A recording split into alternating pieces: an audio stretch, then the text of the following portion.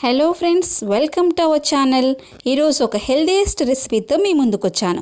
అదేనండి తోటకూర వేపుడు. మనం ఆకుకూరలు తినడం వల్ల ఆరోగ్యానికి ఎన్నో ఉపయోగాలు ఉన్నాయి. ఫ్రెండ్స్, ఇప్పుడు తయారీ విధానం చూసే ముందు నాదో చిన్న రిక్వెస్ట్ అండి. ఫస్ట్ టైం నా ఛానల్ చూస్తున్నారా అయితే ఇప్పుడే సబ్స్క్రైబ్ చేయండి. అలాగే బెల్ సింబల్ని కూడా యాక్టివేట్ చేసుకున్నట్లయితే నేను అప్లోడ్ చేసే ప్రతి వీడియో కూడా మీకు మిస్ అవ్వకుండా నోటిఫికేషన్లో వస్తుంది.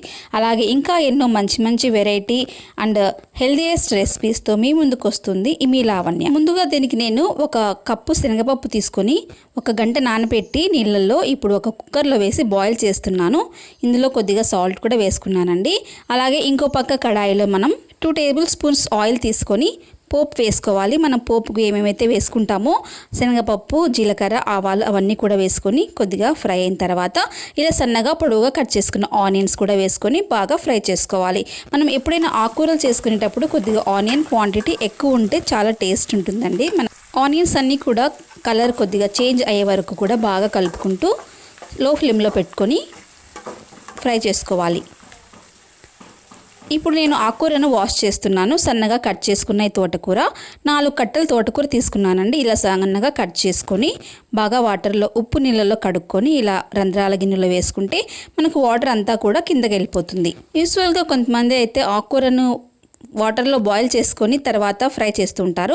అలా అస్సలు చేయకూడదు. మనం వాటర్లో బాయిల్ చేసుకున్నప్పుడు దాంట్లో ఉన్న వైటమిన్స్ అన్నీ మనకు ఆకుకూరలో ఉన్న మినరల్స్ అన్నీ కూడా వాటర్లో వెళ్ళిపోతాయి. మనం ఏం తిన్నా యూజ్ ఉండదు. కాబట్టి ఇలా మనం డైరెక్ట్గా వాష్ చేసుకొని ఇందులో వేపుకుంటే ఎంతో టేస్టీగా ఉంటుంది. అలాగే హెల్త్ కూడా ఎంతో మంచిది. ఇలా ఆనియన్స్ ఫ్రై అవుతుండగా కొద్దిగా కరివేపాకు వేసుకున్నాను.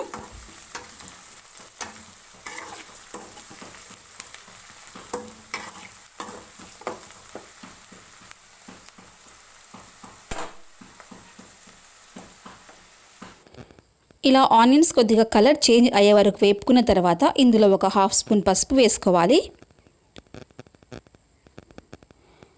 దీంట్లో ఇప్పుడు నేను కడిగి పెట్టుకున్న ఆకుకూర అంతా కూడా వేసేస్తున్నాను.